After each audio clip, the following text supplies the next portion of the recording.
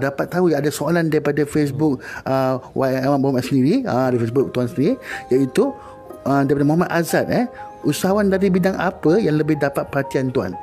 Dia sebenarnya kalau saya lihat macam disebut kepada saya, dia ada beberapa bidang keutamaan kita. Sebenarnya kalau kita lihat, kita banyak di Melaka ni banyak keusahawanan dari segi industri pelancongan kita. Jadi kita sebenarnya di industri pelancongan ni kita ada 13 sektor. Ada pelbagai sektor-sektor. Sama ada makanan, sama ada sejarahnya, sama ada sektor-sektor yang melibatkan kawasan-kawasan history kita, kawasan-kawasan bersejarah kita dan seumpamanya. Jadi kalau kita boleh membangunkan keusahawanan kita berdasarkan sektor-sektor yang disediakan oleh negeri, dia akan suit dengan apa yang telah kita laksanakan. Itu yang pertama. Yang kedua, kalau kita lihat macam untuk pergi ke depan, sebenarnya antara yang sedang kita bangunkan adalah keusahawanan dari segi bidang pertanian. Ini pun sedang kita berikan penekanan sebenarnya, kerana walaupun kita Melaka ini mungkin saiznya agak tidaklah sebesar negeri-negeri yang mempunyai keluasan yang lebih besar, tetapi sektor pertanian kita cukup penting sebenarnya. Dan kalau kita boleh membawa pertanian kita itu boleh tingkatkan keusahawanan dalam bidang pertanian ini, memang kita berikan fokus. Sebab itu bila saya pergi untuk tahun 2020 ni, kita mensyaratkan setiap DUN itu mesti melihat balik potensi pertanian dalam DUN masing-masing, termasuk di kawasan-kawasan bandar.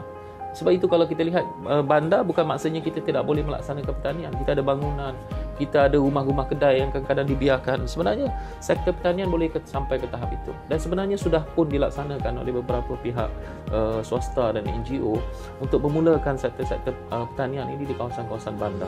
Sebab itu kalau ditanya tadi, persoalan tadi, sebenarnya semua sektor itu kita berikan penekanan.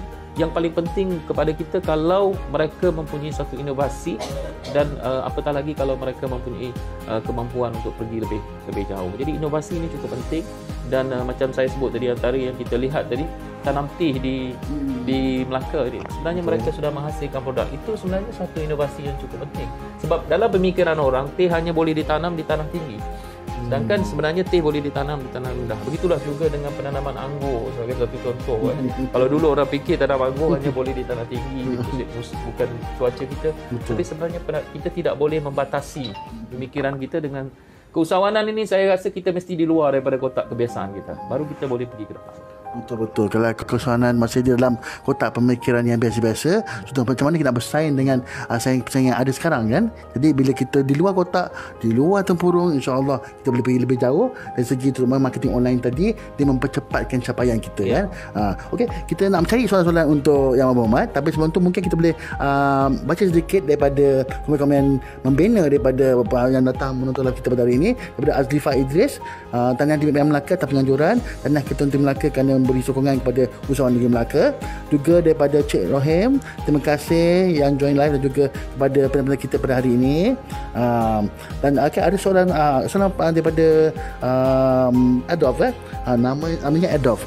Apa perancangan kerajaan Melaka bersama Kementerian Usahawan?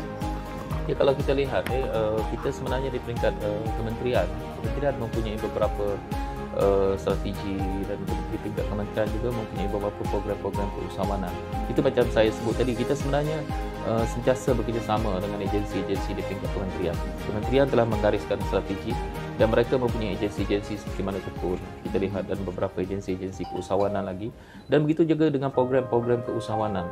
Sebab itu kita melalui Esko Keusahawanan ini biasanya kita akan bekerjasama di peringkat kementerian. Kita akan tengok potensi usahawan-usahawan kita di bawah ini, sama ada mereka usahawan mikro, usahawan kecil, yang mana kita boleh memberikan terus kepada, macam saya sebut tadi, Amanah Finance House. Kita akan terus ke Amanah Finance House. Tetapi bagi mereka yang mungkin mempunyai suatu potensi yang lebih besar, memerlukan bantuan di peringkat keusahawanan yang lebih besar ataupun di peringkat sederhana, itu kita akan berkomunikasi dengan kementerian di peringkat Kementerian Keusahawanan.